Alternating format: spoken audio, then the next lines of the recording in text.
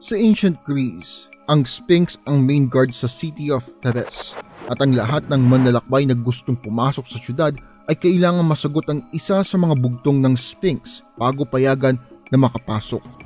Pero ano nga ba ang mga bugtong na yun at sino-sino ang nakalutas doon? Ang riddle of Sphinx ay tumutukoy sa mga halos imposibleng masagot na mga tanong.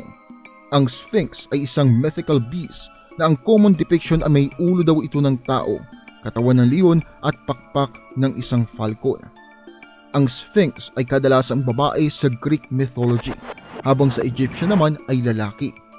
Mataas ang respeto ng mga Greek, mga Persian pati na rin Egyptian sa Sphinx dahil sa taglay na talino nito at kapangyarihan. Dahil sa talino nito, ang Sphinx ang nagbabantay sa Thebes na isang importanteng syudad sa ancient Egypt na makikita ngayon sa boundaries ng city of Luxor. Sobrang hirap ng mga tanong ng Sphinx at sobrang limitado lang ng nakasagot doon. Ang masaklap pa, pag mali ang sagot mo, kakainin ka ng buo ng Sphinx. Masayang nagpo-food trip ang Sphinx sa mahabang panahon hanggang sa isang Greek hero ang nakasagot sa tanong niya, ang mythical king na si Oedipus. Halina't samahan niyo kong tuklasin ang kwento sa likod ng mitolohiyang ito.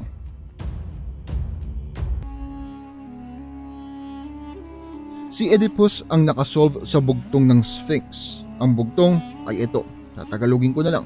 May 4 na paa sa umaga, 2 sa hapon at 3 sa gabi. Ano ito? Nag-isip muna ng sandali si Oedipus at nang akala ng Sphinx ay may bago na siyang pupulutanin, biglang sumagot si Oedipus.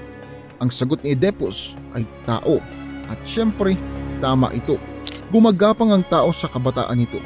Ang simula ng kanyang buhay, sa 2 paa naman sa kalagitnaan ng buhay o hapon at 3 sa gabi, 3 dahil sa 2 paa at tungkod na ginagamit pang alalay. Nabigla at nagulantang ang Sphinx nang masagot ni Oedipus ang bugtong. Sa sobrang gulat nito ay nahimatay pa ito. Dahilan naman para makapasok si Oedipus sa bayan ng Thebes.